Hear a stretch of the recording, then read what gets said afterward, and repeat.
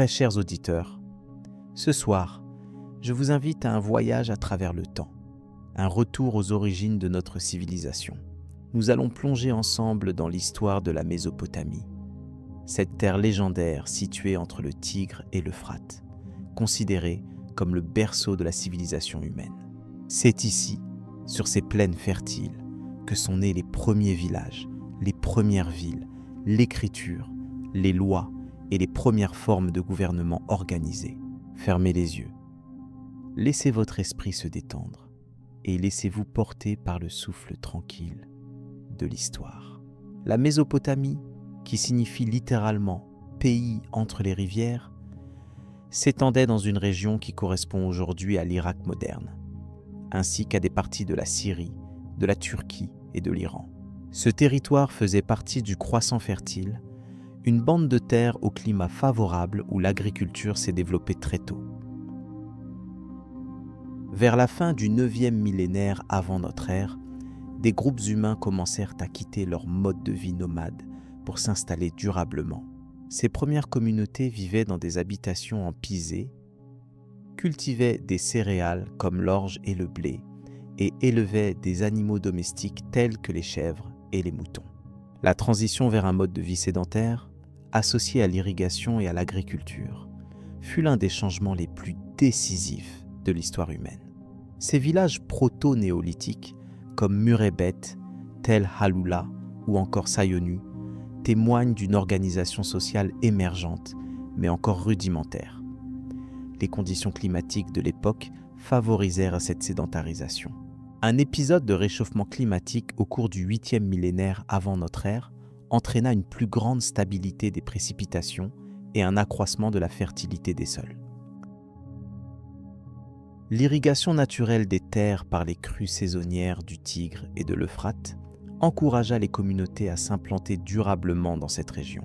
À mesure que les populations augmentaient, les besoins en nourriture et en ressources conduisirent au développement de technologies agricoles plus avancées.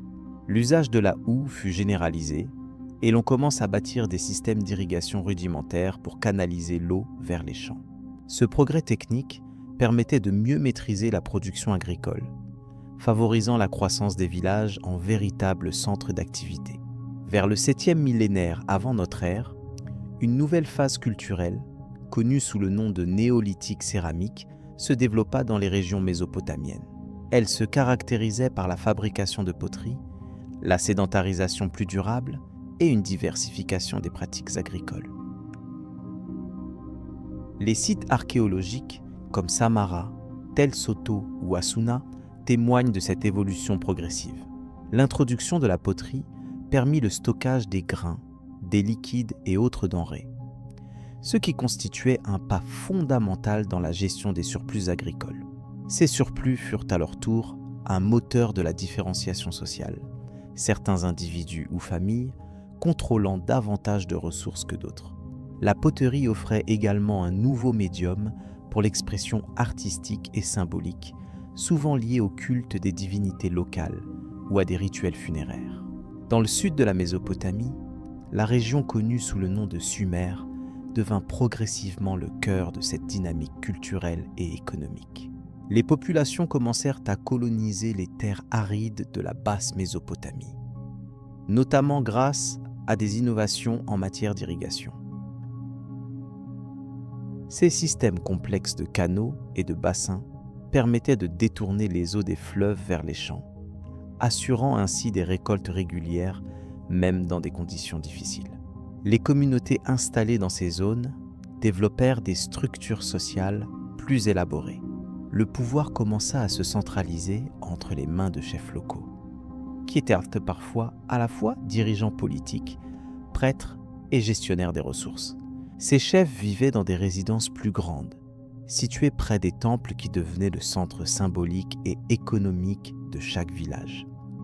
Le rôle des temples prit de plus en plus d'importance. Ils étaient non seulement des lieux de culte, mais aussi des centres de stockage des récoltes, des ateliers d'artisanat et des espaces de redistribution. Le clergé qui y officiait jouait un rôle essentiel dans l'administration locale.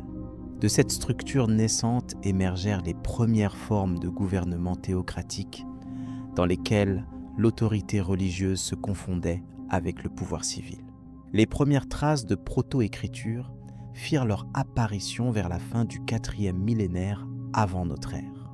Ces premiers systèmes, basés sur des pictogrammes gravés sur des tablettes d'argile, servaient essentiellement à tenir des comptes, quantité de céréales, nombre d'animaux, échanges commerciaux.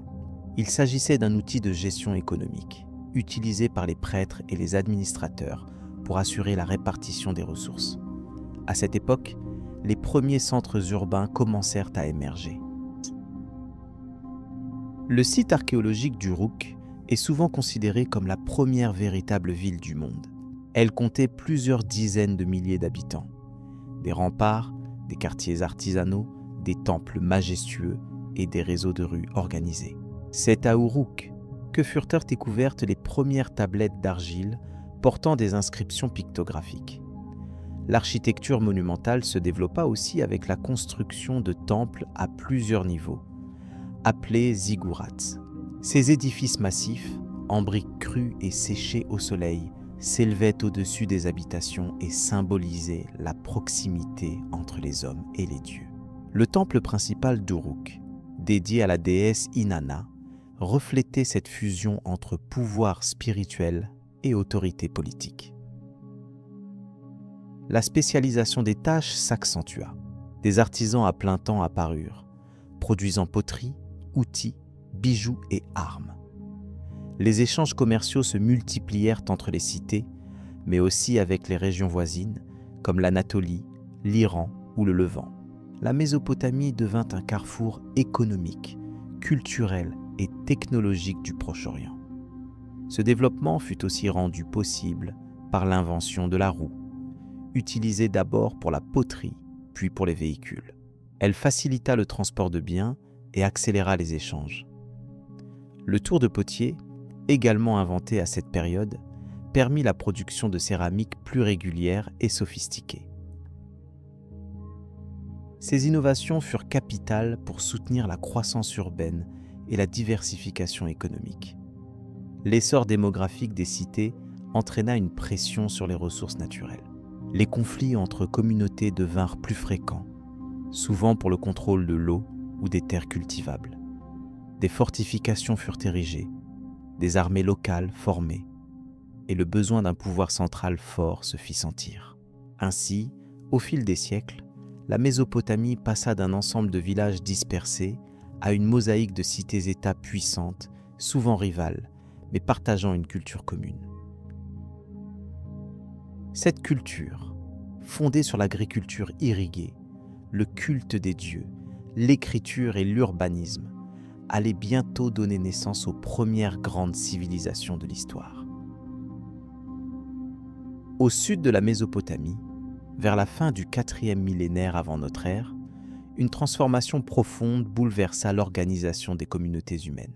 Ce bouleversement est aujourd'hui identifié comme la révolution urbaine, et son centre principal fut la ville d'Uruk, située sur les bords de l'Euphrate. C'est ici que prirent forme les premières grandes cités organisées, dotées d'une hiérarchie sociale structurée, d'une administration centralisée et d'un système économique complexe. Uruk, qui comptait déjà plusieurs milliards d'habitants, devint le modèle de ce que l'on appelle une cité-État. À cette époque, la ville s'étendait sur près de 200 hectares, protégée par de vastes murailles. Elle possédait plusieurs quartiers spécialisés, des zones artisanales, des résidences, des entrepôts et surtout des temples monumentaux qui dominaient le paysage urbain. Parmi ces temples, 2 sanctuaires principaux se distinguaient, celui dédié à An, le dieu du ciel, et celui d'Inanna, déesse de la fertilité et de l'amour. Ces édifices n'étaient pas seulement des lieux de culte, mais aussi des centres économiques et administratifs, gérés par une classe sacerdotale de plus en plus influente. Les temples jouaient un rôle central dans la vie des habitants, en organisant les collectes de nourriture, la distribution des ressources et même l'attribution des tâches. Au début du 2e millénaire avant notre ère, la ville de Babylone, jusque-là relativement modeste, entra dans une phase d'expansion fulgurante. Située sur l'Euphrate, dans une position stratégique entre le nord et le sud de la Mésopotamie, elle attira rapidement le commerce, la population et l'attention des puissances voisines. Ce fut sous le règne d'Hammurabi, aux alentours de l'an 1750 avant notre ère, que Babylone atteignit une grandeur inégalée et devint le centre politique et culturel de la région. Hammurabi était issu d'une dynastie amorite qui avait su s'implanter dans le tissu mésopotamien en adoptant les coutumes, la langue et les structures religieuses de local. Dès le début de son règne, il montra des talents d'organisateur et de stratège. Il renforça les institutions administratives, réorganisa l'armée et lança de grands travaux dans sa capitale. Il commença par consolider son pouvoir sur les régions proches, assurant la loyauté des villes par des alliances, des traités ou des démonstrations de force. Il parvint à établir un équilibre délicat avec ses voisins plus puissants, notamment Larsa au sud et Eshnouna à l'est. Pendant plusieurs années, Hammurabi évita les conflits directs, préférant la diplomatie et la consolidation interne. Une fois son autorité solidement installée, Hammurabi changea de stratégie. Profitant des faiblesses de ses rivaux, il lança une série de campagnes militaires audacieuses. Il vainquit d'abord Larsa, absorbant ses territoires et s'emparant de ses ressources agricoles. Ensuite, il s'attaqua aux royaumes du nord et de l'est, notamment Eshnouna, Mari et même les Élamites. En moins de 2 décennies, il parvint à unifier la majeure partie de la Mésopotamie sous son autorité. Il prit alors le titre de roi de Babylone, roi des 4 régions du monde, reprenant les formules anciennes utilisées jadis par Sargon d'Akkad. Mais Hammurabi ne se contenta pas d'être un conquérant. Il voulut apparaître comme un législateur et un administrateur exemplaire. L'un des apports les plus célèbres de son règne fut le Code d'Hammurabi. Gravé sur une stèle de basalte noire, haute de 2 mètres, ce code fut diffusé dans tout le royaume. Il se présentait comme un don du dieu Shamash, dieu de la justice, au roi Hammurabi, chargé de maintenir l'ordre et la paix parmi les hommes. Le code énumérait près de 300 articles couvrant tous les aspects de la vie.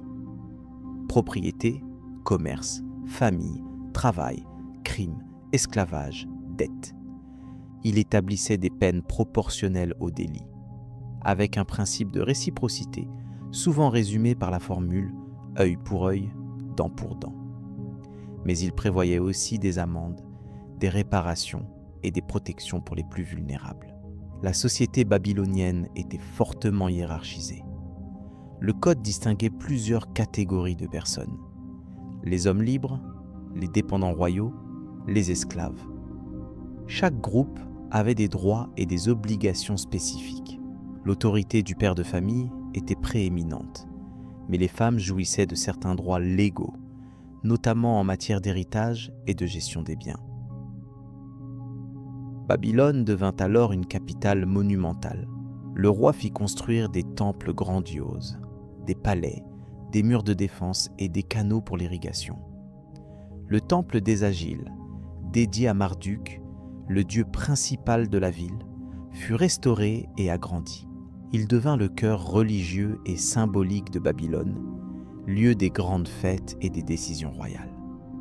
Marduk, jusque-là divinité locale, fut élevé au rang de dieu suprême du panthéon mésopotamien. Le clergé babylonien composa des hymnes glorifiant son pouvoir et son rôle de créateur. Dans les récits mythologiques, il triomphait du chaos primordial pour instaurer l'ordre, reflétant ainsi le rôle politique d'Hammurabi. Les scribes babyloniens, formés dans des écoles attachées au temple, continuèrent à écrire en sumérien et en akkadien. Ils recopiaient les textes classiques, composaient de nouveaux hymnes, rédigeaient des chroniques royales et entretenaient les archives administratives. La littérature babylonienne connut un nouvel essor, mêlant héritage sumérien et innovation propre à la nouvelle dynastie.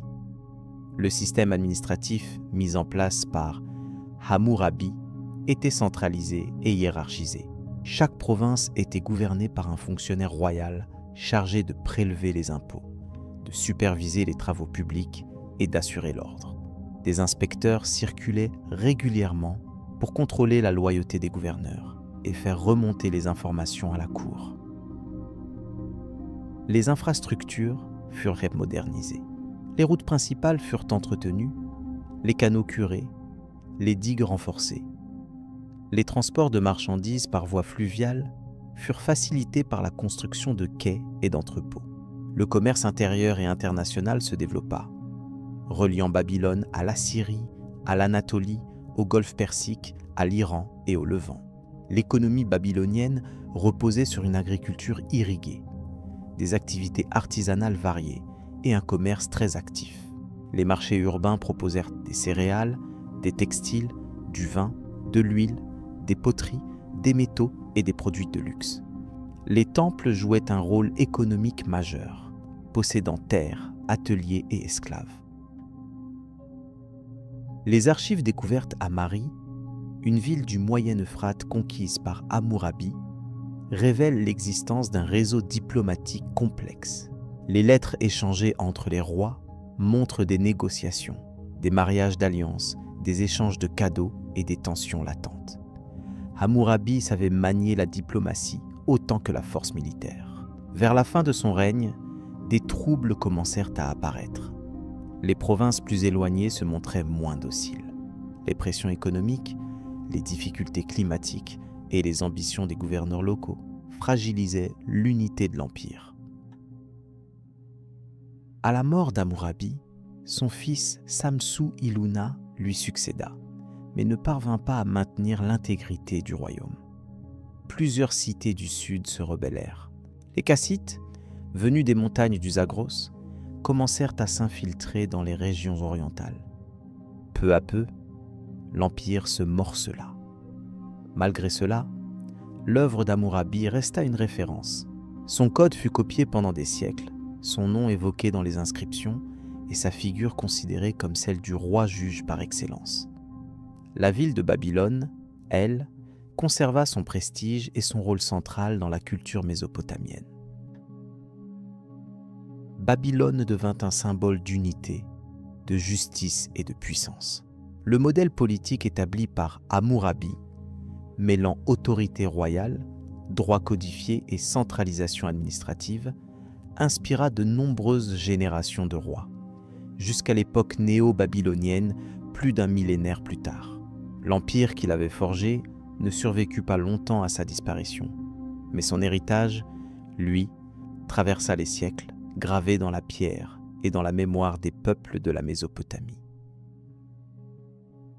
C'est dans ces institutions que naquit un besoin nouveau, celui de consigner les échanges, les stocks, les tributs, les offrandes.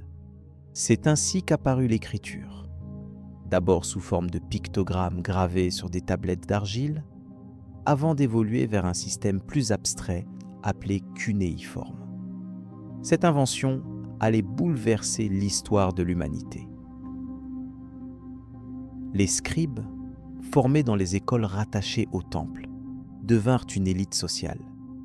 Ils étaient les gardiens du savoir, capables d'écrire et de lire des textes économiques, religieux ou juridiques. Le développement de l'écriture permit également la fixation des mythes, des hymnes et des lois. Uruk fut ainsi le berceau de la première littérature connue au monde, bien avant les grandes épopées sumériennes qui émergeraient plus tard. L'organisation sociale de la ville reposait sur une hiérarchie complexe. À la tête se trouvait un gouverneur ou roi, souvent en lien étroit avec les fonctions religieuses. Autour de lui gravitaient des dignitaires, des administrateurs, des prêtres et des chefs militaires. La population était divisée en groupes sociaux: agriculteurs, artisans, commerçants, serviteurs des temples. Cette différenciation s'exprimait également dans l'habitat. Les maisons des élites se distinguaient par leur taille, leurs matériaux et leur emplacement. tandis que les plus pauvres vivaient dans des habitations modestes situées en périphérie. Le cœur de la ville battait autour du temple, symbole d'un pouvoir à la fois spirituel et temporel, garant de l'ordre cosmique et de la prospérité collective. L'économie d'Uruk était fondée sur l'agriculture irriguée, grâce à un réseau de canaux élaborés. Les surplus agricoles permettaient de nourrir une population non paysanne croissante. Artisans, scribes, fonctionnaires, soldats. La spécialisation du travail, rendue possible par l'abondance de nourriture, encourageait l'innovation technique et artisanale. Parmi les progrès notables figurait l'usage du tour de potier, qui permit la production en série de céramique. Les artisans mésopotamiens fabriquaient également des outils en cuivre, des textiles de laine, des objets décoratifs en pierre ou en coquillages importés de régions lointaines. Le commerce prit une ampleur nouvelle. Des caravanes transportaient des marchandises vers l'Iran, l'Anatolie et le golfe Persique. Uruk établit aussi des colonies ou des comptoirs dans d'autres régions, diffusant son modèle urbain, ses techniques et son système d'écriture. Ce phénomène, souvent appelé « expansion d'Uruk », marqua le Proche-Orient. Des vestiges archéologiques attestent de la présence de communautés urukéennes loin de la Mésopotamie, notamment en Syrie et en Iran. La diffusion de cette culture fut probablement encouragée par des échanges pacifiques, mais aussi par des pressions économiques ou militaires. Quoi qu'il en soit, l'influence d'Uruk sur les autres sociétés fut considérable, posant les bases d'une civilisation mésopotamienne commune, structurée autour de villes autonomes, liées par des réseaux de commerce, de religion et d'écriture. Avec cette urbanisation rapide, naquit aussi une nouvelle complexité politique. Les décisions ne relevaient plus seulement des chefs locaux, mais d'un appareil administratif organisé, capable de gérer les récoltes, de mobiliser des travailleurs pour des projets collectifs et de prélever des taxes. Des archives retrouvées dans les ruines des temples montrent un niveau avancé de bureaucratie. Les temples employaient des centaines de personnes, scribes, comptables, ouvriers, tisserands, cuisiniers. Ils possédaient des terres, des troupeaux, des ateliers. Cette richesse leur conférait un poids immense dans la société. Parfois, le pouvoir royal et le clergé entraient en compétition pour le contrôle des ressources et des hommes, révélant les tensions inhérentes à un pouvoir en voie de centralisation. Au fil du temps, les figures royales commencèrent à se détacher du pouvoir purement religieux pour asseoir une autorité militaire et politique plus marquée. Les rois d'Uruk furent parmi les premiers à se présenter comme des chefs de guerre, des bâtisseurs et des représentants des dieux sur terre. Cette évolution marque la transition entre l'administration sacerdotale et la monarchie. Dans les bas-reliefs et les sceaux-cylindres retrouvés, on voit des représentations de souverains vainqueurs, recevant l'hommage des ennemis vaincus ou accomplissant des rituels religieux. Ces images véhiculaient une idéologie du pouvoir, fondée sur la légitimité divine et la capacité à assurer l'ordre et la prospérité. Le roi n'était pas seulement un homme, il était le garant de l'harmonie entre les hommes et les dieux. La période d'Uruk marque donc un tournant fondamental dans l'histoire du Proche-Orient. Elle inaugure une ère où les sociétés humaines, grâce à la ville, à l'écriture, à la spécialisation du travail et à l'organisation hiérarchique, deviennent capables de créer des structures complexes, durables et influentes. Ce modèle allait bientôt être repris, adapté et perfectionné par les civilisations suivantes. De Sumer à Akkad, en passant par les royaumes d'Ur et de Lagash, la Mésopotamie entrait pleinement dans l'histoire, forte de ses cités puissantes et de son héritage sans égal. Après la période d'Uruk, la civilisation sumérienne s'imposa comme l'une des plus anciennes et des plus influentes de toute l'histoire de l'humanité. Située dans le sud de la Mésopotamie, la Sumer réunissait plusieurs cités-États autonomes, chacune possédant ses propres institutions, ses dieux tutélaires et ses traditions. Malgré leur autonomie, ces villes partageaient une langue, une culture matérielle commune et des croyances similaires. Parmi les cités sumériennes les plus célèbres, on retrouve Uruk, Ur, Lagash, Kish, Nippur, Eridu et Umma. Chaque cité possédait son temple principal, souvent dédié à une divinité spécifique et un palais royal. Le pouvoir était réparti entre le roi, les prêtres, les administrateurs et les assemblées de citoyens. Même si, avec le temps, l'autorité royale gagna en importance. La langue sumérienne, isolée et sans lien clair avec d'autres langues connues, fut utilisée pour l'administration, la littérature, la religion et le commerce. C'est dans cette langue que furent rédigées les premières tablettes cunéiformes. Elle resta longtemps la langue savante de la région, même après son remplacement progressif par l'akkadien dans la vie quotidienne. Les Sumériens furent de brillants bâtisseurs. Ils utilisèrent la brique crue pour ériger des temples, des murailles et des habitations. Le ziggoura, une tour-temple à degrés, constituait l'élément architectural le plus impressionnant, symbolisant l'ascension vers le divin. Ces structures servaient aussi de repères symboliques et religieux dans les cités. À Nippur, la ziggoura dédiée au dieu Enlil illustrait le rôle central de cette divinité dans le panthéon sumérien. Les temples n'étaient pas seulement des lieux de prière, ils étaient également les centres économiques des cités, détenant des terres agricoles, employant des artisans, stockant les récoltes et coordonnant les échanges. La religion occupait une place centrale dans la société sumérienne. Chaque ville avait son dieu protecteur, et l'ensemble du panthéon comportait des centaines de divinités. An, le dieu du ciel, Enlil, le maître de l'air et des tempêtes, Enki, dieu des eaux et de la sagesse, et Inanna, déesse de l'amour et de la guerre, figuraient parmi les plus vénérés. Les Sumériens croyaient que les dieux contrôlaient tous les aspects de la nature et de la vie humaine. Le roi était vu comme le représentant des dieux sur terre, souvent choisi ou béni par eux. Des rituels complexes, des fêtes religieuses, des offrandes et des processions rythmaient le calendrier sumérien, visant à obtenir la faveur divine et maintenir l'ordre cosmique. L'administration sumérienne était remarquablement développée. Chaque cité disposait d'une bureaucratie avec des scribes, des comptables, des inspecteurs et des juges. Les archives découvertes dans les temples et les palais révèlent une gestion rigoureuse des ressources.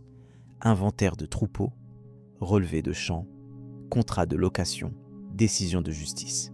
L'agriculture reposait sur un réseau complexe de canaux d'irrigation, entretenus collectivement. Les terres étaient divisées entre les temples, les palais et les familles libres. Les cultures principales comprenaient l'orge, les dattes, les oignons et les lentilles. L'élevage de moutons et de bovins complétait cette économie rurale. Le commerce était également essentiel. Les cités échangeaient entre elles et avec des régions lointaines. Les Sumériens importèrent du bois, du cuivre, de la pierre et des coquillages, qu'ils troquaient contre des textiles, de la céramique ou des denrées agricoles. Des réseaux commerciaux furent établis vers la Perse, l'Anatolie, le golfe Persique et même la vallée de l'Indus. Les Sumériens contribuèrent également aux sciences et aux techniques. Ils inventèrent le système sexagésimal, encore utilisé aujourd'hui pour mesurer le temps. Ils observaient les astres, dressaient des calendriers lunaires et savaient prédire certaines éclipses. Ils développèrent des connaissances en mathématiques, en médecine et en ingénierie hydraulique. Le droit fut aussi une invention importante. Bien avant le célèbre code d'Hammurabi, certaines cités sumériennes édictèrent des lois pour organiser la vie sociale.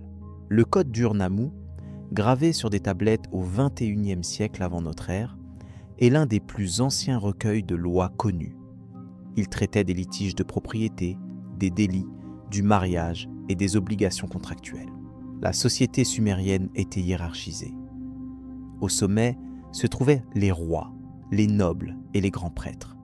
Venaient ensuite les commerçants, les artisans et les paysans libres. À la base de la pyramide sociale se trouvaient les esclaves, souvent capturés pendant les guerres ou réduits en esclavage pour dette. Les femmes sumériennes jouissaient de certains droits.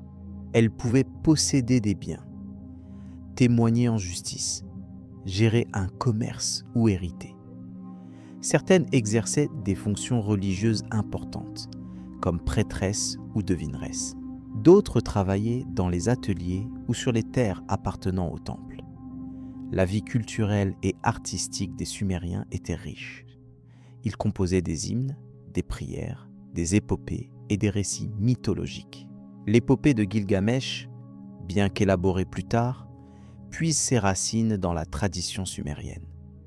La sculpture, la gravure sur saut-cylindre et les objets de culte montrent un raffinement et une maîtrise technique remarquables. Les cités sumériennes connurent aussi des conflits fréquents. La rivalité entre Uruk, Umma, Lagash et Ur mena à de nombreuses guerres, souvent motivées par le contrôle des canaux d'irrigation. Les inscriptions royales glorifient les victoires et les conquêtes, tout en construisant la légitimité des dynasties. Malgré ces rivalités, des formes d'alliance ou de coopération existèrent. Parfois, une cité s'imposait comme hégémon, dominant les autres pour un temps. Les rois de Kish ou de Lagash, par exemple, revendiquaient un pouvoir supérieur en temps de prospérité ou de crise. Peu à peu, la civilisation sumérienne évolua au contact des peuples voisins. Les Sémites de l'Akkad vinrent s'installer dans le nord de la Mésopotamie, et leur langue, l'akkadien, commença à supplanter le sumérien dans l'usage quotidien. Cette cohabitation allait engendrer une nouvelle phase de l'histoire mésopotamienne. La culture sumérienne, toutefois, ne disparut pas. Elle fut intégrée aux structures des royaumes qui lui succédèrent, notamment Akkad et Ur.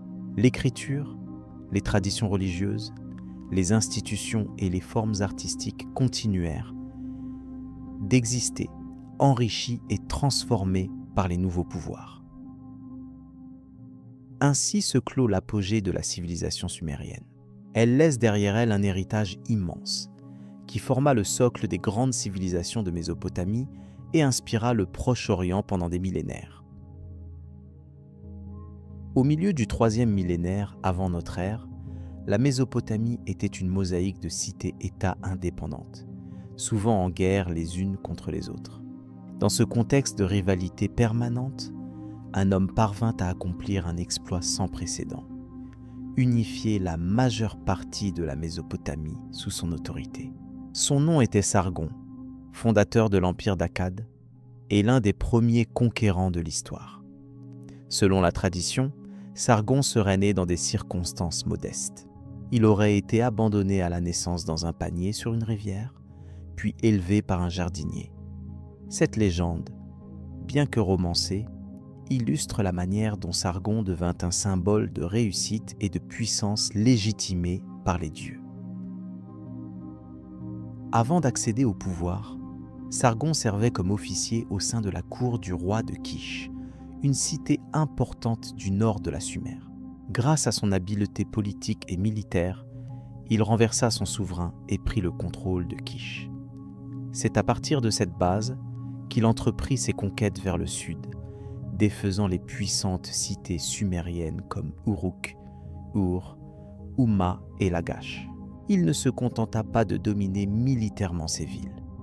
Il mit en place un nouveau système politique dans lequel le pouvoir était centralisé autour de sa personne. Il adopta le titre de roi d'Akkad et se proclama roi des 4 régions, autrement dit souverain du monde civilisé connu. La ville d'Akkad, dont l'emplacement exact reste inconnu aujourd'hui, devint la capitale de ce nouvel empire. Elle fut le centre d'un vaste réseau administratif, commercial et militaire. Les fonctionnaires étaient nommés directement par le roi, assurant la loyauté au pouvoir central. Ce fut l'un des premiers exemples connus de bureaucratie impériale. Sargon ne se contenta pas de conquérir la Sumer. Il lança des campagnes militaires vers l'est, contre Élam, vers le nord, jusqu'au Taurus, et vers l'ouest, en direction de la Méditerranée. Ces expéditions avaient pour but de sécuriser les routes commerciales et d'obtenir des ressources rares comme le bois, le cuivre et l'argent. Les armées d'Akkad étaient bien organisées. Elles comprenaient des soldats professionnels, des unités de lanciers, des archers et des chars de guerre primitifs. L'usage de la logistique et des dépôts d'approvisionnement le long des routes montrait un degré de planification militaire avancé pour l'époque. L'un des héritages les plus marquants de l'empire d'Akkad fut sa langue. L'akkadien, une langue sémitique, fut adopté comme langue officielle de l'administration. Bien que le sumérien fût encore utilisé dans les temples et les écoles, l'akkadien devint rapidement dominant dans la diplomatie, le commerce et la correspondance. Le cunéiforme, utilisé à l'origine pour le sumérien, fut adapté à l'akkadien. Cela permit l'émergence d'une riche tradition littéraire akkadienne, inspirée mais distincte de celle des Sumériens. Des hymnes, des lois, des récits de conquête furent gravés dans l'argile, glorifiant les exploits de Sargon et de ses successeurs. Sargon établit également un modèle de royauté nouvelle. Il se présenta comme un roi choisi par les dieux, mais aussi comme un bâtisseur d'empire, un législateur, un protecteur de l'ordre. Son image fut soigneusement cultivée par des inscriptions officielles, des statuts et des rituels d'État. Il nomma plusieurs de ses proches à des postes clés, notamment sa fille Enheduanna, grande prêtresse du dieu Nana à Ur. Elle est considérée comme la première autrice connue de l'histoire, ayant laissé des hymnes religieux d'une grande beauté et d'une valeur littéraire remarquable. L'unification sous Akkad apporta une certaine stabilité à la Mésopotamie. Le commerce prospéra, les routes furent sécurisées, des entrepôts furent construits et les villes conservèrent une grande autonomie culturelle tout en étant rattachées à une autorité centrale forte. L'empire était structuré en provinces administrées par des gouverneurs fidèles. Mais cette stabilité était fragile. À la mort de Sargon, son fils Rimush lui succéda, puis son frère Manishtusu. Tous deux durent faire face à des révoltes dans les cités du sud. Ils réussirent à maintenir l'unité de l'empire, mais au prix d'une répression violente et de campagnes militaires incessantes. C'est sous le règne de Naram-Sin, petit-fils de Sargon, que l'empire atteignit son apogée. Il fut le premier roi mésopotamien à se proclamer Dieu vivant. Cette divinisation, bien que choquante pour certains de ses contemporains, renforçait son autorité dans une période de turbulence. Naram-Sin mena des campagnes victorieuses contre les montagnards du Zagros, les peuples d'Anatolie et les tribus araméennes. Son règne fut marqué par un immense développement des infrastructures, des projets architecturaux ambitieux et une centralisation accrue du pouvoir. La stèle de la victoire de Naram-Sin, découverte à Suse, le représente gravissant une montagne sous le regard des astres, symbole de son triomphe sur les peuples du Nord. C'est l'un des premiers exemples d'art impérial qui glorifie un monarque comme figure divine et invincible. Mais vers la fin de son règne, des signes d'instabilité apparurent. Une sécheresse prolongée affecta les récoltes. Des révoltes éclatèrent dans plusieurs villes. Le poids des guerres successives, l'oppression des élites locales et la centralisation rigide fragilisèrent l'empire. Peu après la mort de Naram-Sin, son successeur Shar-Kali-Shari se heurta à des soulèvements massifs, à des invasions venues des montagnes et à la désagrégation progressive de l'administration centrale. L'empire, incapable de contenir ces crises multiples, entra dans une phase de déclin rapide. Les Goutis, un peuple venu du Zagros, profitèrent de ce chaos pour envahir la Mésopotamie. Vers la fin du XXIIIe siècle avant notre ère, ils mirent fin à la domination akkadienne. La capitale akkade fut abandonnée ou détruite et le souvenir de Sargon entra dans la légende. Malgré sa chute, l'empire d'Akkad laissa un héritage durable. L'idée d'un pouvoir centralisé, d'une administration impériale, d'une armée professionnelle et d'une langue commune influencèrent durablement les civilisations suivantes.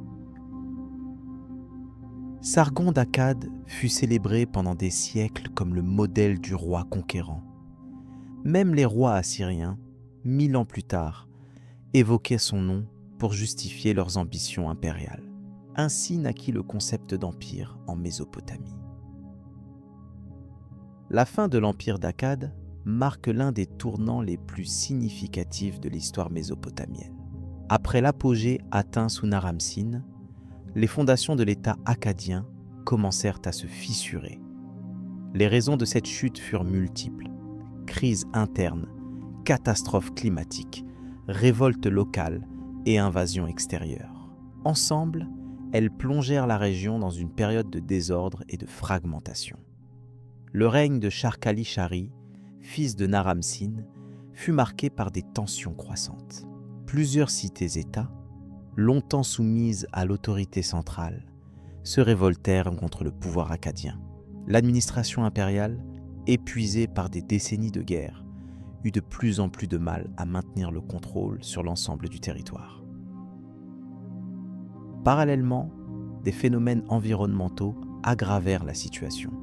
Des recherches modernes suggérant qu'une grave sécheresse aurait frappé la région à cette époque, provoquant des famines et des déplacements de population.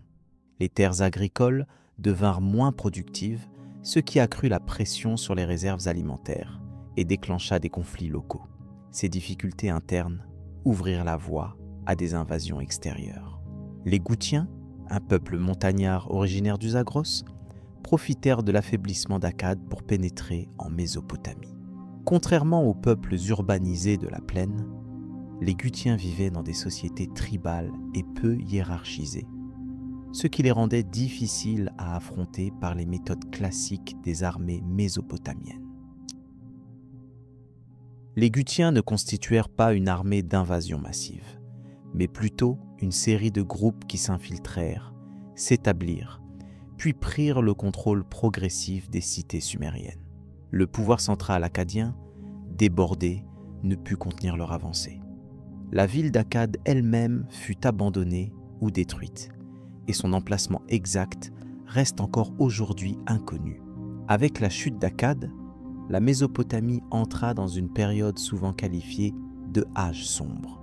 Les témoignages écrits deviennent plus rares, l'activité architecturale diminue, et de nombreuses cités cessent temporairement de fonctionner comme centres urbains. La culture cunéiforme et les institutions centralisées survécurent difficilement dans ce contexte instable. Les Goutiens établirent leur propre domination sur la plaine mésopotamienne, mais leur pouvoir fut loin d'être stable ou uniforme. Ils ne fondèrent pas un empire centralisé, mais imposèrent plutôt une suzeraineté lâche sur les villes sumériennes. Ils placèrent des gouverneurs dans certaines cités, mais laissèrent d'autres relativement autonomes. La présence des Goutiens fut souvent décrite de manière négative dans les textes mésopotamiens ultérieurs.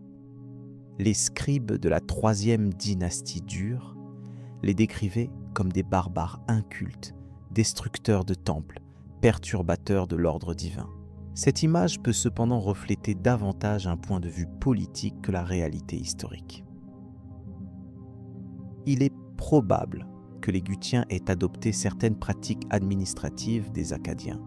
Des tablettes d'argile retrouvées dans certaines régions montrent qu'ils utilisaient l'akkadien écrit et entretenaient des relations diplomatiques avec d'autres cités. Cependant, leur pouvoir resta toujours fragmenté et contesté par les élites locales. Au fil du temps, les Sumériens commencèrent à s'organiser pour reprendre le contrôle de leur cité. La ville de Lagash, par exemple, retrouva une certaine autonomie et commença à défier l'autorité des Goutiens. Des rois locaux comme Gudea, bien qu'opérant sous une tutelle partielle, commencèrent à reconstruire les temples, relancer l'économie et restaurer les traditions religieuses. Gudea de Lagash est l'une des figures les plus emblématiques de cette période. Il laissa de nombreuses statues à son effigie, accompagnées d'inscriptions racontant ses œuvres pieuses et ses projets architecturaux. Sous son règne, Lagash connut un renouveau religieux, artistique et économique, en contraste avec la période de chaos qui l'avait précédé. Ce mouvement de reconquête et de restauration culmina avec l'ascension d'Utu-Egal, roi d'Uruk, qui parvint à vaincre les Gutiens dans une série de batailles. Selon les inscriptions retrouvées, il captura leur roi Tirigan et le força à se soumettre.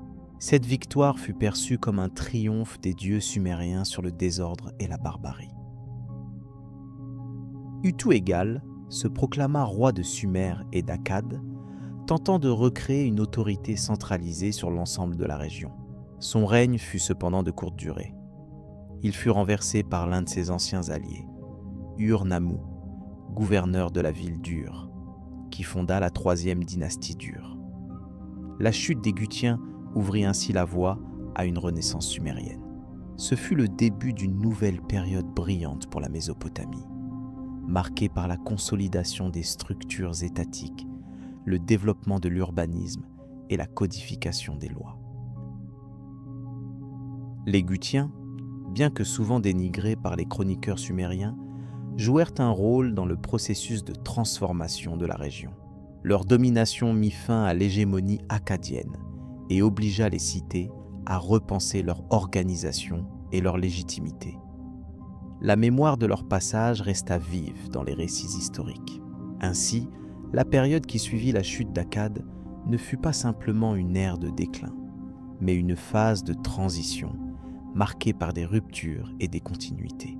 La Mésopotamie se préparait à une nouvelle phase de son histoire, où les Sumériens allaient tenter de restaurer leur grandeur passée. Après les troubles causés par l'effondrement de l'empire d'Akkad et l'occupation partielle du territoire par les Gutiens, la Mésopotamie connut une résurgence spectaculaire avec l'avènement de la troisième dynastie d'Ur. Cette période, souvent considérée comme une véritable renaissance sumérienne, vit l'unification politique, la restructuration administrative, la codification du droit et une explosion d'activités culturelles et religieuses. À l'origine de cette transformation se trouvait Ur-Nammu, fondateur de la dynastie et gouverneur d'Ur, qui, après avoir évincé Utu-Egal, prit le pouvoir vers l'an 2000 avant notre ère. Son règne marqua la fin de la domination gutienne et le début d'un nouvel âge d'or pour les cités sumériennes. Ur-Nammu fut reconnu non seulement comme un chef militaire, mais aussi comme un bâtisseur, un administrateur et un législateur. Sous sa direction, la ville de Ur redevint un centre de rayonnement politique, économique et religieux. Située au sud de la Mésopotamie, Ur bénéficiait d'un emplacement stratégique à proximité du golfe Persique, ce qui favorisait le commerce maritime et fluvial. Ur-Nammu entreprit la reconstruction des temples, l'aménagement de vastes canaux d'irrigation et l'édification de bâtiments administratifs. L'un de ses projets les plus célèbres fut la construction du ziggurat d'Ur, dédié au dieu lune Nana. Ce monument à étages, érigé en briques crues et cuites, dominait la ville et symbolisait la puissance divine et royale. Il servait non seulement de temple, mais aussi de centre cérémoniel et d'expression du pouvoir. La monumentalité de cette architecture renforçait la légitimité du roi aux yeux de ses sujets. Ur-Nammu se distingua également par l'instauration d'un des plus anciens codes de loi connus. Ce recueil législatif, gravé en sumérien sur des tablettes d'argile, visait à réguler la vie sociale et à garantir l'équité entre les citoyens. Il traitait des délits, des amendes, des litiges fonciers, des droits familiaux et des obligations économiques. Le code du Ur-Nammu témoignait d'une société hautement organisée, dans laquelle le roi apparaissait comme le garant de la justice et de la paix. Contrairement à certaines lois plus tardives, ce code privilégiait les sanctions financières aux peines corporelles. Il traduisait une volonté d'ordre, d'équilibre et de rationalisation des rapports sociaux. L'administration de Ur fut particulièrement structurée. Chaque région de l'Empire fut divisée en districts, dirigés par des gouverneurs nommés par le roi. Ceux-ci étaient responsables de la collecte des impôts, de l'entretien des canaux, de la gestion des récoltes et du respect des lois. Des inspecteurs itinérants étaient chargés de surveiller les gouverneurs et de rapporter directement au centre. La bureaucratie reposait sur un vaste corps de scribes formés dans des écoles spécialisées appelées Eduba. Ces scribes maîtrisaient l'écriture cunéiforme, conservaient les archives, rédigeaient des contrats, établissaient des comptes et enregistraient les décisions de justice. Leur rôle était essentiel dans le fonctionnement de l'État. La vie économique fut relancée par une politique de grands travaux. Des digues furent construites, des terres défrichées, des routes réhabilitées. Le commerce reprit de plus belle, avec des échanges de textiles, de céréales, de métaux, de pierres précieuses et de bois exotiques. Les routes commerciales reliaient Ur aux hautes terres d'Iran, aux steppes de l'Est, à l'Anatolie, au Levant et jusqu'aux côtes du golfe Persique. Les temples jouaient un rôle économique de premier plan. Ils possédaient des terres agricoles, des troupeaux, des ateliers de tissage, de poterie et de métallurgie. Ils employaient une grande partie de la population urbaine, répartie en catégories spécialisées: artisans, ouvriers, prêtres, serviteurs, musiciens et devins. La religion occupait toujours une place centrale dans la société. Le roi était considéré comme l'intermédiaire entre les dieux et les hommes, investi d'une mission sacrée. Les cérémonies religieuses rythmaient l'année, avec des fêtes consacrées au cycle lunaire, aux semailles, aux moissons et aux divinités locales. Le panthéon sumérien resta en grande partie inchangé, avec des dieux comme Enlil, Inanna, Enki et Nana dominant les représentations. Cependant, la divinisation du roi se fit plus marquée. Dans certaines inscriptions, le souverain était qualifié de dieu de son peuple, recevant un culte à part entière dans certains sanctuaires.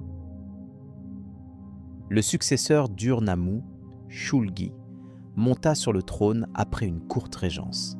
Son règne, long de près d'un demi-siècle, permit de consolider les réformes de son père et d'accroître la puissance de l'État. Il étendit les frontières, réorganisa l'armée, développa les infrastructures et promut la culture. Shulgi se présenta comme un roi érudit et pieux. Il affirma avoir étudié les arts, la musique, la religion et l'écriture. Il composa des hymnes à sa propre gloire, se proclama fils de Nana et fit ériger de nombreuses statues et stèles. Il développa aussi un réseau routier avec des relais, permettant de faire circuler les messages administratifs rapidement à travers l'Empire. La cour d'Ur attira poètes, musiciens, scribes, savants et artistes. Des bibliothèques furent fondées et la production littéraire atteignit un sommet. Les hymnes, les lamentations, les prières et les récits mythologiques se multiplièrent, enrichissant la tradition sumérienne. L'empire de Utur établit également des relations diplomatiques avec ses voisins. Des lettres retrouvées évoquent des échanges avec les rois d'Élam, du Levant et même avec l'Égypte. Ces relations pouvaient être pacifiques ou conflictuelles, mais elles témoignaient de l'insertion de la Mésopotamie dans un système international en plein essor. Mais cette prospérité eut un coût. Le contrôle étroit exercé sur les provinces provoqua des tensions. L'accumulation de richesses dans les temples et le palais accentua les inégalités. Les corvées imposées aux paysans et les levées de troupes fatiguèrent les populations rurales.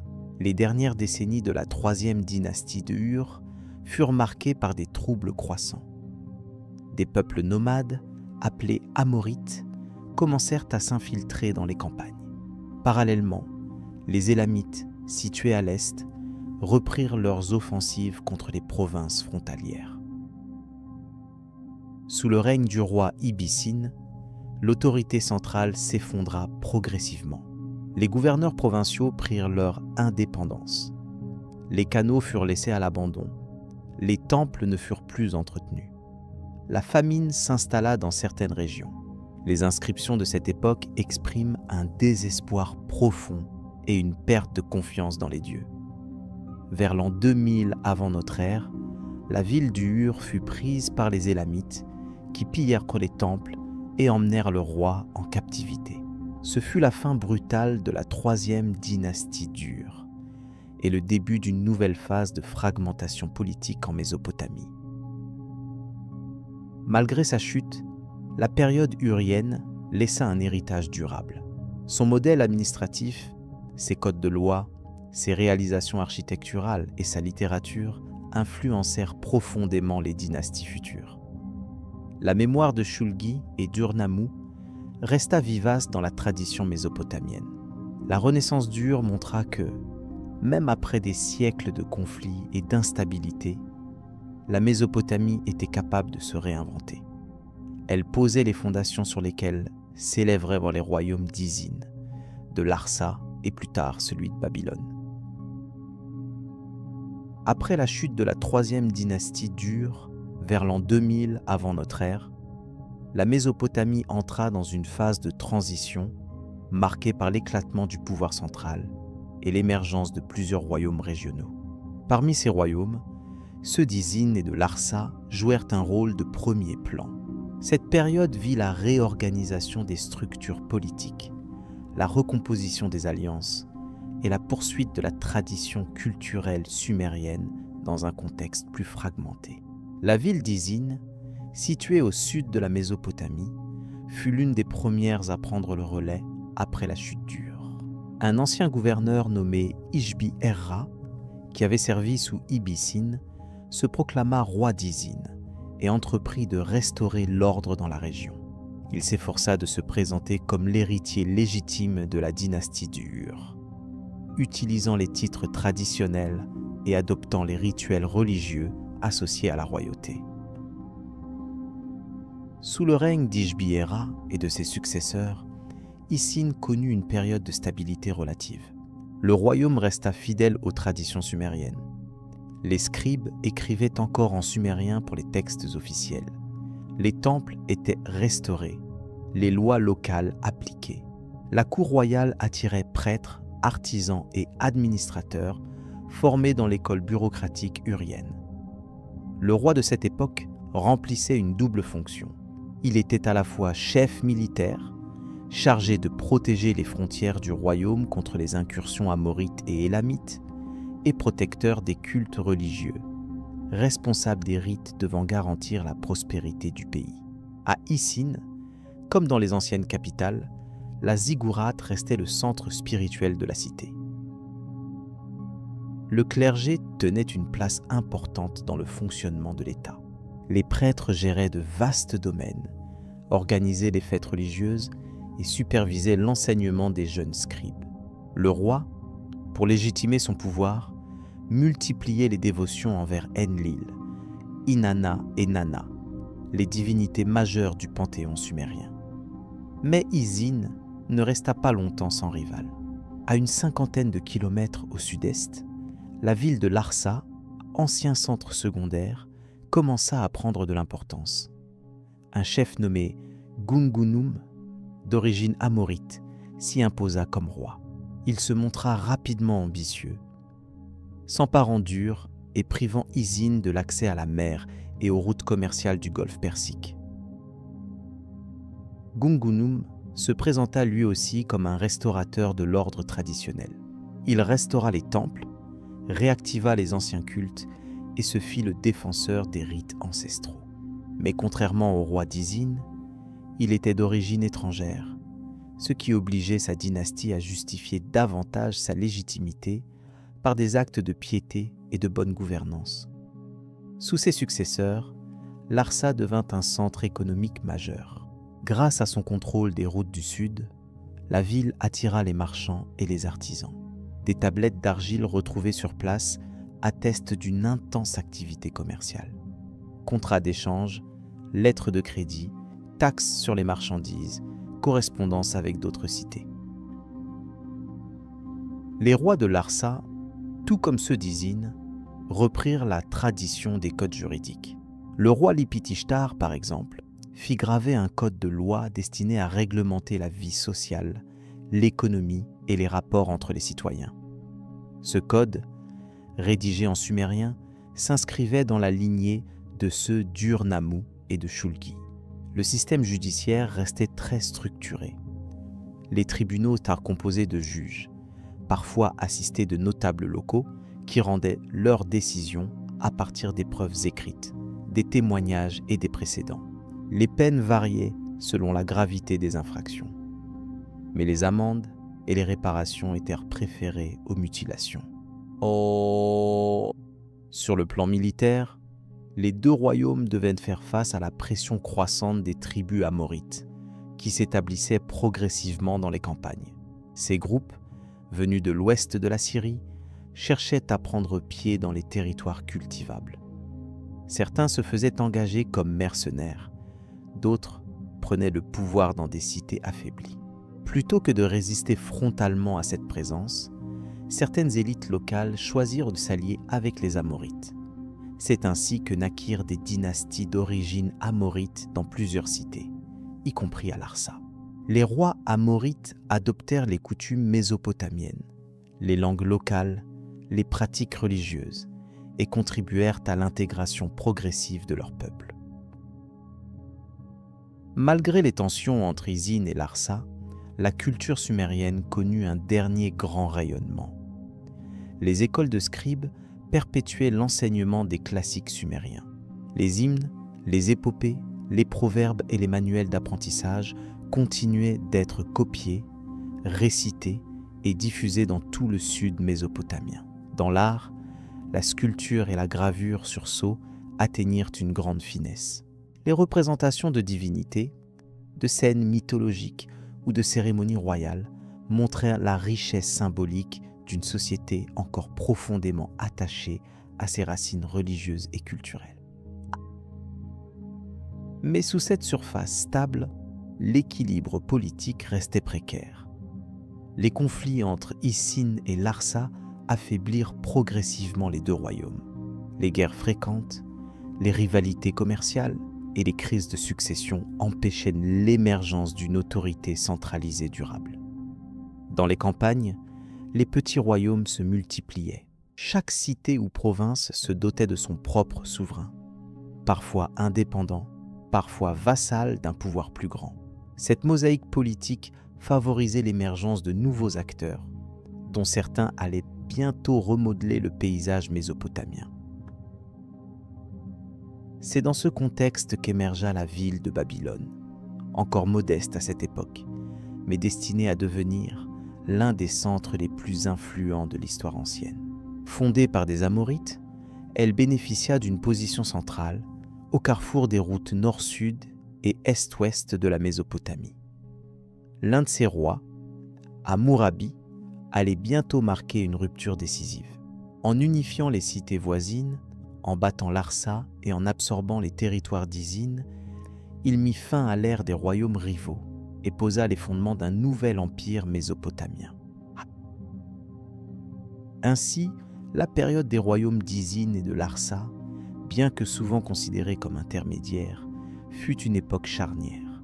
Elle permit la préservation des traditions, l'assimilation des éléments étrangers et l'expérimentation de nouveaux modèles politiques qui allaient préparer la voie à l'avènement de Babylone. Ce fut un temps de transition, d'adaptation et de renouvellement. La Mésopotamie, loin de sombrer dans l'oubli après la chute d'Ur, continua d'évoluer, portée par la mémoire de son passé et le dynamisme de ses cités renaissantes. Au-delà de la grandeur des palais, des temples et des codes de loi, la civilisation babylonienne se distinguait par la richesse de sa vie quotidienne et la complexité de sa société. La population de Babylone et des autres cités de la région vivait selon des rythmes régis par les saisons agricoles, les rituels religieux, le commerce, l'éducation et la famille. Chaque groupe social avait ses fonctions, ses devoirs et ses droits, contribuant à l'équilibre d'un monde urbain hautement organisé. La société babylonienne étaient hiérarchisés en plusieurs strates. Au sommet se trouvait le roi, représentant des dieux sur terre, détenteur de l'autorité politique, militaire et religieuse. Venaient ensuite les nobles, les hauts fonctionnaires, les chefs militaires et les prêtres. En dessous se trouvaient les hommes libres, formant la majorité de la population. Agriculteurs, artisans, commerçants, scribes. À la base, on retrouvait les esclaves, souvent issus de dettes, de guerres ou de naissances. Les droits et devoirs de chaque individu dépendaient de son statut. Les hommes libres pouvaient posséder des terres, intenter des procès, passer des contrats. Les esclaves, en revanche, étaient considérés comme des biens, bien que certaines lois leur accordaient une protection minimale. Il était possible, dans certains cas, pour un esclave d'acheter sa liberté ou d'être affranchi par son maître. Le foyer constituait le centre de la vie sociale. Les maisons babyloniennes étaient généralement construites en briques crues, disposées autour d'une cour intérieure. Les plus riches disposaient de plusieurs pièces, parfois sur 2 niveaux, tandis que les plus pauvres vivaient dans des habitations plus modestes. Les familles vivaient souvent de manière élargie, regroupant plusieurs générations. La femme occupait une place importante dans la société. Bien que soumise à l'autorité du père ou du mari, elle pouvait gérer des biens, conclure des contrats, comparaître en justice. Certaines femmes dirigeaient des ateliers, participaient au commerce ou exerçaient des fonctions religieuses. Dans les temples, on trouvait des prêtresses, des chanteuses sacrées et des administratrices. Le mariage était un acte civil et religieux à la fois. Il faisait l'objet d'un contrat écrit, enregistré devant témoins, fixant les droits des époux, la dot, les dispositions en cas de divorce. La polygamie était permise mais rare chez les gens modestes. Le mariage avait pour but de fonder une alliance stable et de produire une descendance légitime.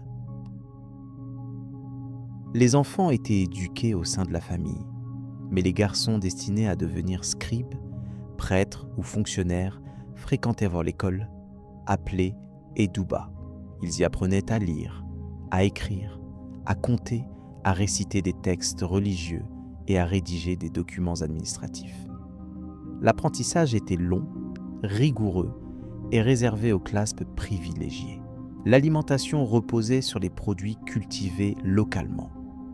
Orge, blé, dattes, légumes, pois chiches, oignons, ail. Les dattes étaient consommées fraîches, séchées ou transformées en sirop.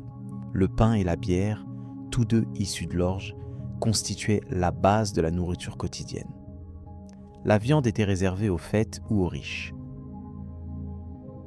Le commerce occupait une place essentielle dans la vie des Babyloniens. Des marchés animés s'ouvraient tous les jours dans les villes, où l'on trouvait textiles, céramiques, bijoux, produits agricoles, outils et épices. Les échanges étaient régis par des règles précises, souvent inscrites dans des contrats notariés. Les artisans formaient une catégorie importante. Tisserands, potiers, forgerons, menuisiers, parfumeurs, orfèvres produisaient une grande variété d'objets pour l'usage quotidien ou pour les élites. Certains ateliers appartenaient au temple, d'autres à des familles indépendantes. Les produits babyloniens étaient réputés dans toute la région.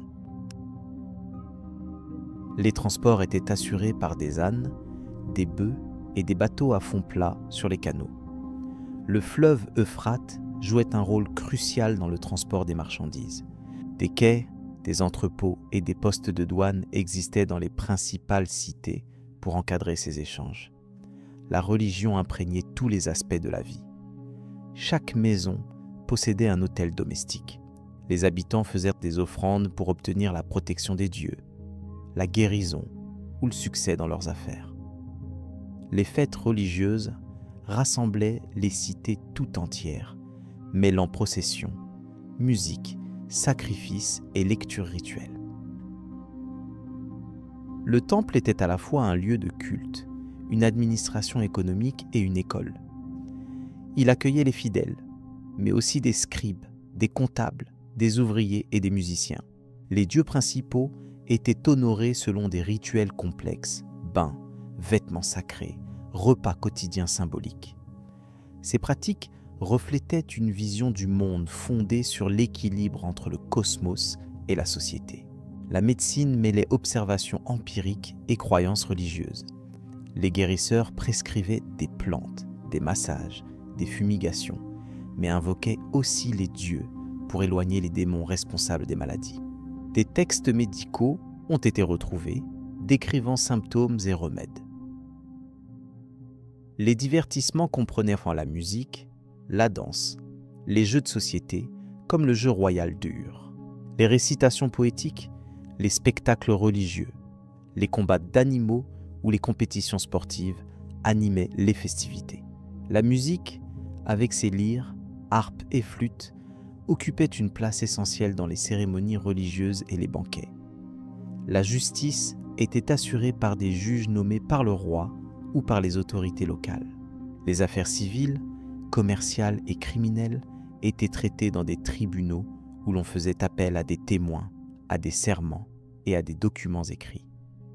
Le respect du code d'Hammurabi servait de base à de nombreuses décisions. La mort faisait l'objet de rites précis. Les défunts étaient enterrés dans des tombes situées sous les maisons ou dans des nécropoles. Des offrandes étaient déposées pour nourrir l'âme dans l'au-delà. Les familles entretenaient la mémoire des ancêtres par des prières, des repas commémoratifs et l'entretien de la tombe. La vision de l'au-delà était sombre. Les morts rejoignaient un monde souterrain, poussiéreux et silencieux, où ils vivaient d'ombre et de souvenirs. Il n'y avait pas de récompense éternelle, mais l'ordre du monde exigeait que les morts soient honorés pour que les vivants prospèrent. La vie quotidienne babylonienne, dans toute sa complexité, révèle une société organisée, codifiée et profondément spirituelle. Elle reposait sur un équilibre fragile entre les traditions anciennes et les adaptations constantes aux réalités économiques, sociales et politiques. Ce monde urbain, fondé sur l'agriculture, l'écriture, la religion et le droit, fut l'un des fondements de la civilisation mésopotamienne. Il influença profondément les sociétés ultérieures, bien au-delà des frontières du Tigre et de l'Euphrate. Alors que Babylone brillait au sud de la Mésopotamie, une autre puissance commençait à émerger plus au nord, dans les terres traversées par le Tigre et bordées de collines. L'Assyrie, longtemps restée à l'ombre de ses voisines du sud. Cette région allait pourtant, au fil des siècles, s'imposer comme l'un des empires les plus redoutables et les plus durables du Proche-Orient ancien. L'Assyrie tire son nom de la ville d'Ashur, située sur la rive ouest du Tigre. Fondée à l'époque sumérienne, cette cité devint progressivement le centre d'une identité politique distincte. Dès le 3e millénaire avant notre ère, Ashur fut un important centre commercial, contrôlant les échanges entre la Mésopotamie, l'Anatolie, l'Iran et la Syrie. Contrairement à Babylone, qui avait émergé par conquête et centralisation, l'Assyrie se développa d'abord comme une cité marchande.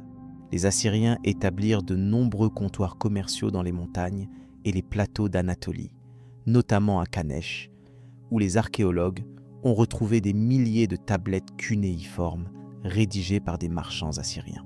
Ces marchands organisaient des caravanes de mulets transportant de l'étain, des textiles, des pierres précieuses, qu'ils échangeaient contre de l'argent ou des produits locaux. Ils entretenaient un réseau familial très structuré, avec des contrats écrits, des archives et un sens aigu du commerce.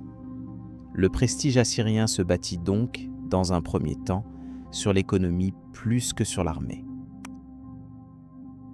L'organisation politique assyrienne resta longtemps centrée sur Ashur, considérée à la fois comme ville, royaume et divinité.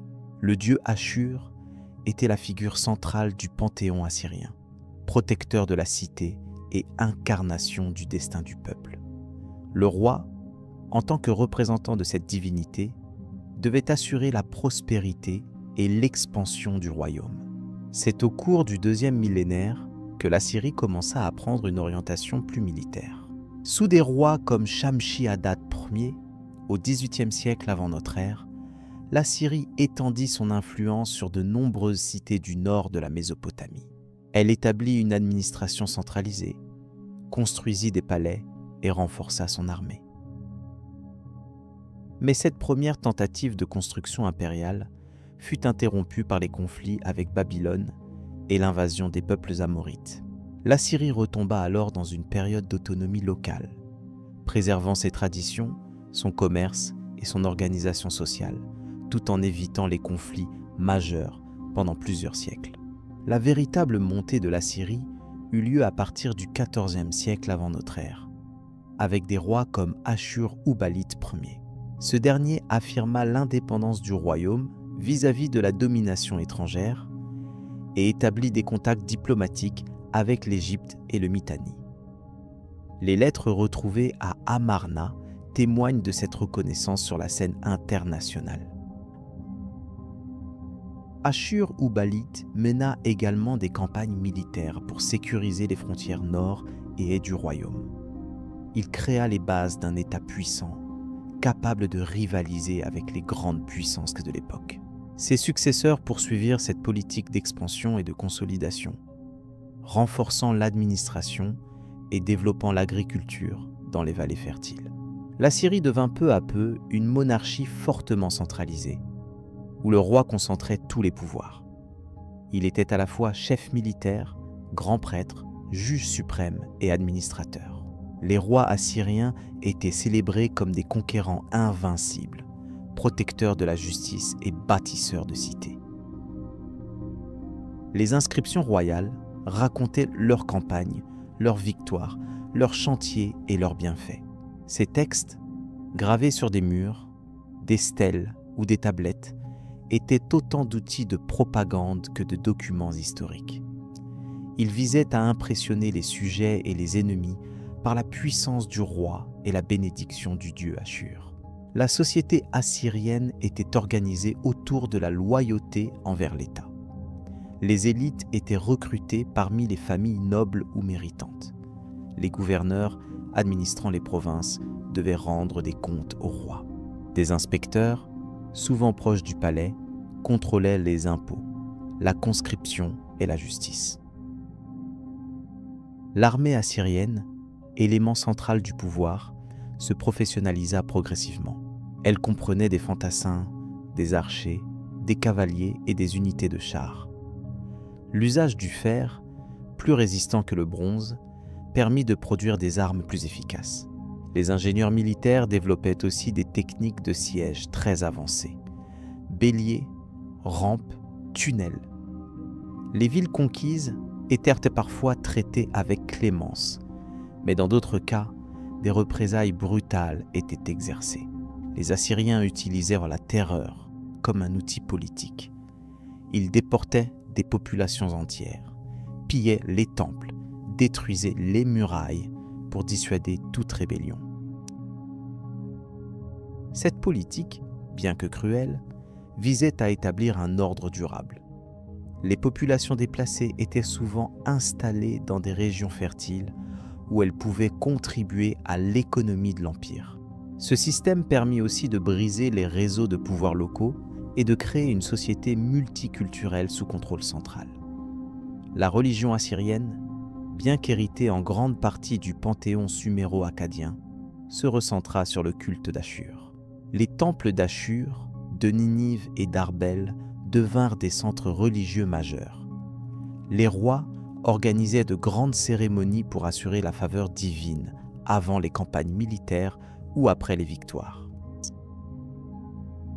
Les scribes assyriens poursuivirent la tradition lettrée. Ils copiaient des textes anciens, rédigeaient des chroniques, des oracles, des prières.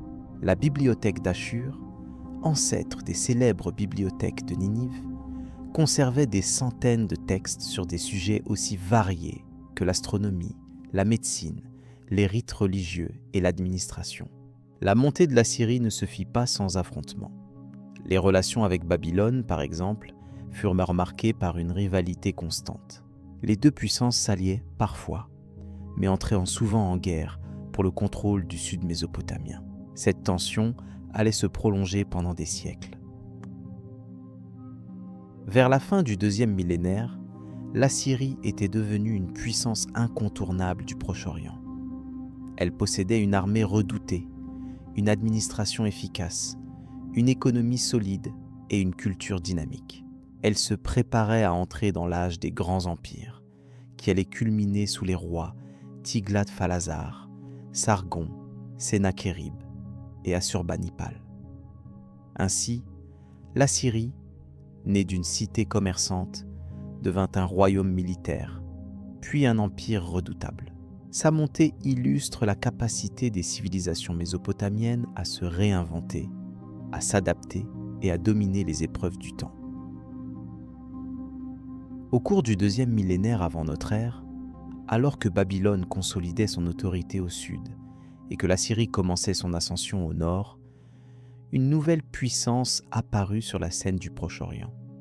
Le royaume de Swiftaf-Habat-Etener, Mitanni.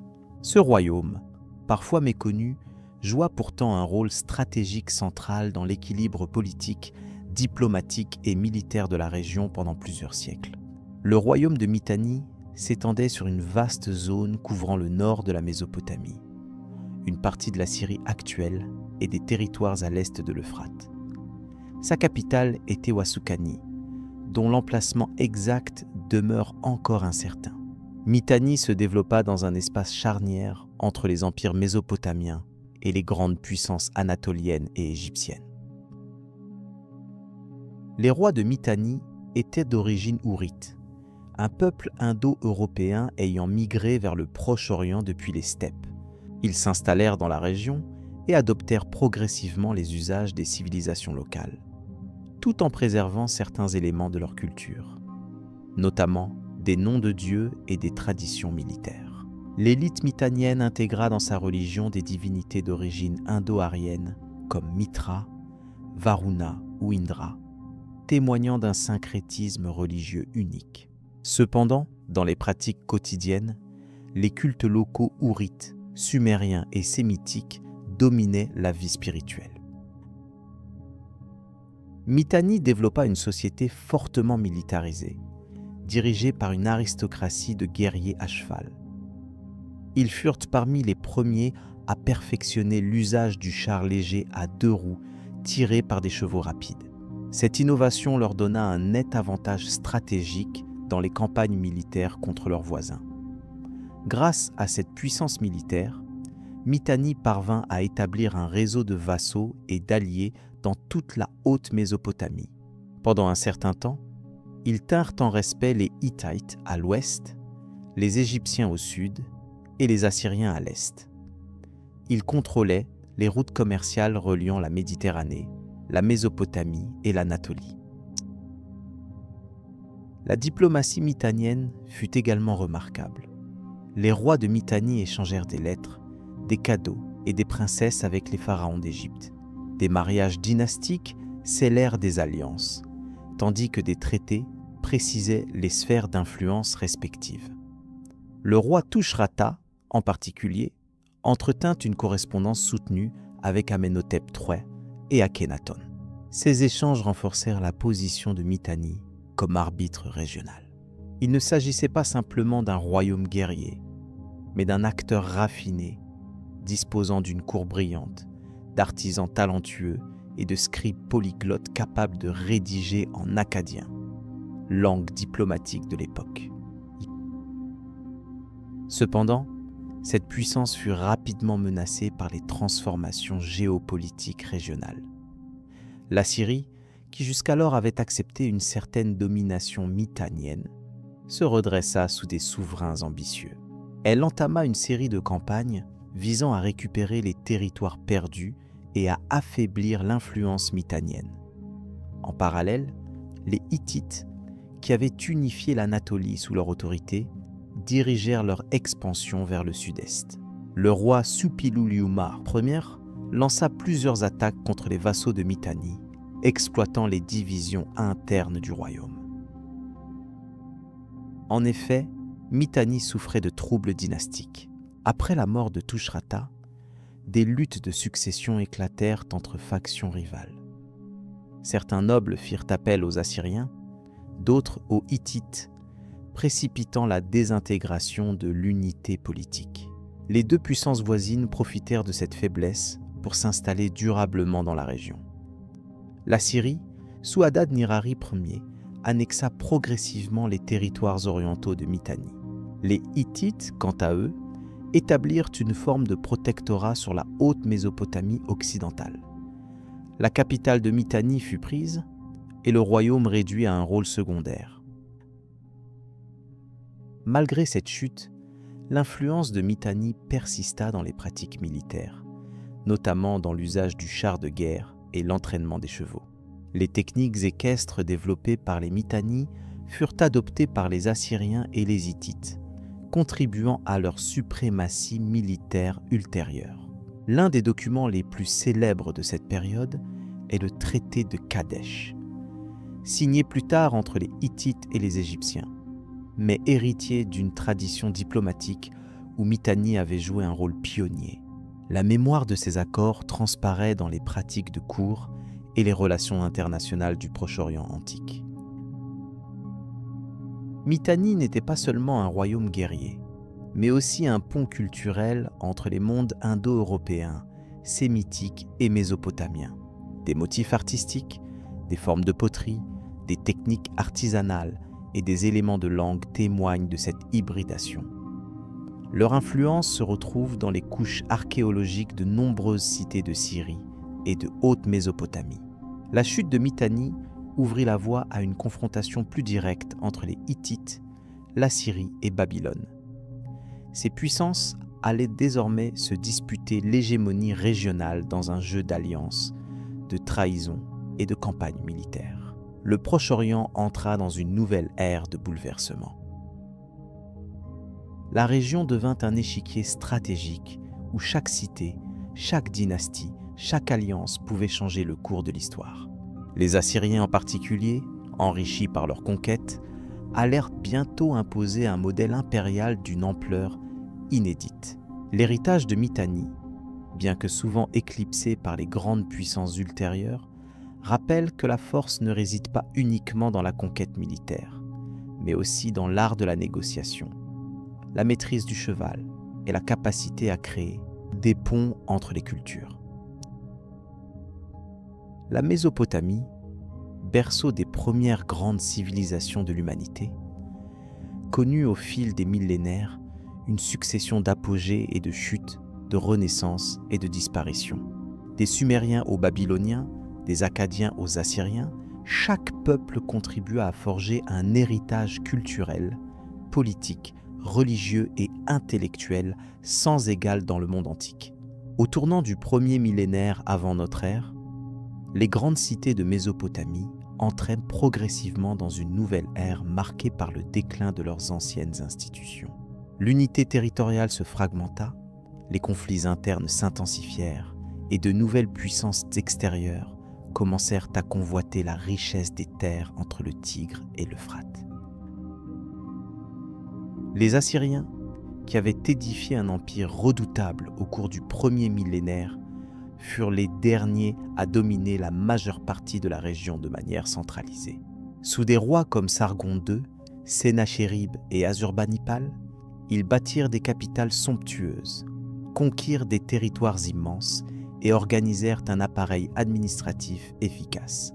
La bibliothèque d'Assurbanipal, à Ninive, reste l'un des témoins les plus impressionnants de leur rayonnement intellectuel. Elle renfermait des dizaines de milliers de tablettes, couvrant des domaines variés: médecine, astronomie, droit, littérature, prière, oracle. Ce trésor du savoir fut l'aboutissement de siècles de transmission lettrée. Mais la puissance assyrienne reposait sur une politique de conquête permanente, exigeant des ressources humaines et matérielles colossales. À la fin du 7e siècle avant notre ère, l'Empire s'effondra brutalement sous les coups conjugués des Babyloniens et des Mèdes, alliés dans une coalition qui mit à sac les grandes villes du Nord. Babylone retrouva alors une dernière fois son éclat, sous la dynastie dite néo-babylonienne. Nabopolassar, puis son fils Nabuchodonosor II, entreprirent la reconstruction de la capitale.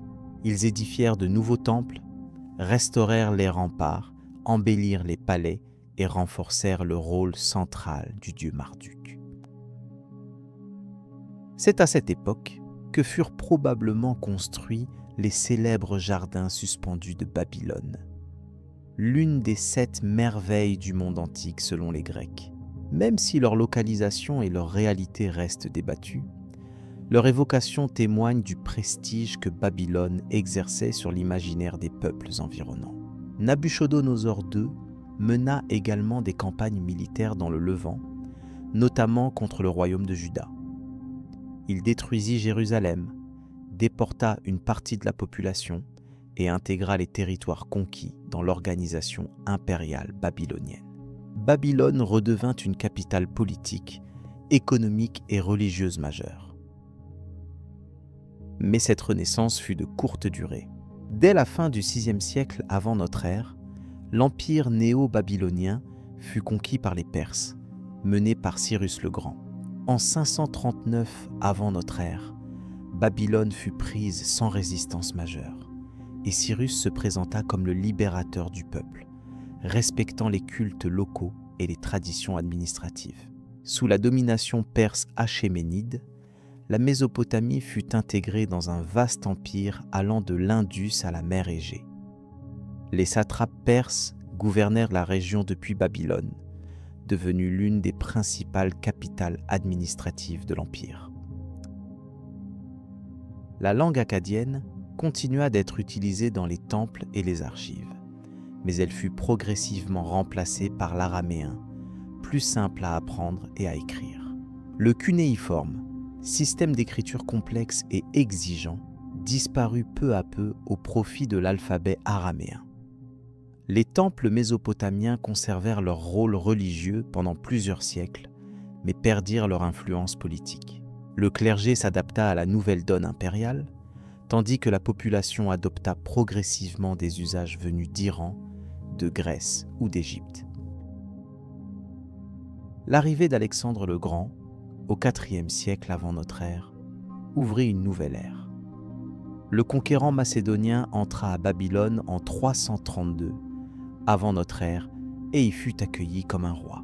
Il projeta d'en faire le centre de son empire, mais mourut peu après dans la ville, mettant fin à ses ambitions. Après sa mort, les Séleucides prirent le contrôle de la Mésopotamie. Ils fondèrent de nouvelles villes à la mode grecque, comme Séleucie du Tigre, et marginalisèrent les anciennes cités suméro-akkadiennes. Babylone déclina rapidement.